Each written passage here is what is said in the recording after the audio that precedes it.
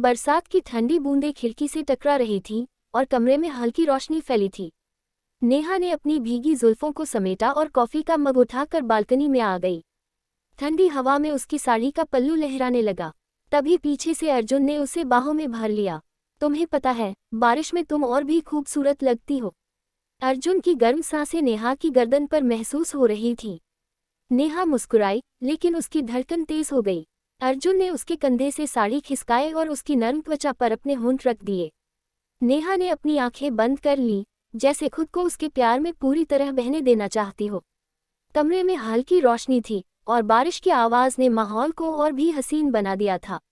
अर्जुन ने धीरे से नेहा का चेहरा अपने हाथों में लिया और उसकी आंखों में झांका।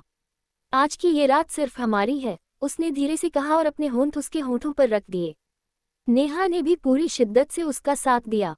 बारिश की बूंदें तेज हो गई थीं और कमरे का तापमान धीरे धीरे बढ़ने लगा था। बारिश की बूंदों की रफ्तार तेज हो चुकी थी। कमरे में सिर्फ उनकी धड़कनों की आवाज़ थी, जो बारिश की लय से मिलकर एक अलग ही धुन बना रही थी। नेहा की आंखें बंद थीं और अर्जुन की उंगलियां उसकी कमर पर धीमे धीमे लकीरें खींच रही थीं। 5 सालों की तड़प। नेहा, आज ये बारिश इसे बहा ले जाएगी, अर्जुन ने धीमी आवाज में कहा। उसकी गर्म सांसें नेहा की नाजुक गर्दन को छू रही थी। नेहा ने अपनी उंगलियां अर्जुन की जुल्फों में उलझा दी और उसके चेहरे को अपने करीब खींच लिया। मैंने तुम्हारा इंतजार किया है अर्जुन, लेकिन अब और नहीं, उसकी आवाज में सिहरन थी। अर्जुन ने नेहा की साड़ी का पल्लू धीरे से खिसकाया, उसकी खुली पीठ पर अपनी उंगलियां फिराते हुए उसकी आंखों में झांका। तुम्हें पता है, बारिश में तुम्हारी खुशबू और भी दीवानी बना देती है मुझे। नेहा मुस्कुराई, लेकिन उसकी सांसें तेज हो गईं। अर्जुन ने उसके होंठों पर अपने होंठ रख दिए और वो दोनों एक दूसरे की बाहों में समा गए। कमरे में सिर्फ बारिश की आवाज़ थी और दो दिलों की धड़कनें जो एक दूसरे में समाने को बेताब थीं। अर्जुन ने नेहा को बाहों में उठाया और उसे धीरे से बिस्तर पर गिरा दिया।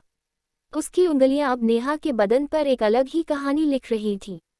नेहा ने हल्की सिसकी भरी और अर्जुन ने उसके कानों में फुसफुसाया, आज की रात सिर्फ हमारी होगी और सुबह भी। बारिश और तेज हो गई थी और कमरे के अंदर की गर्मी भी।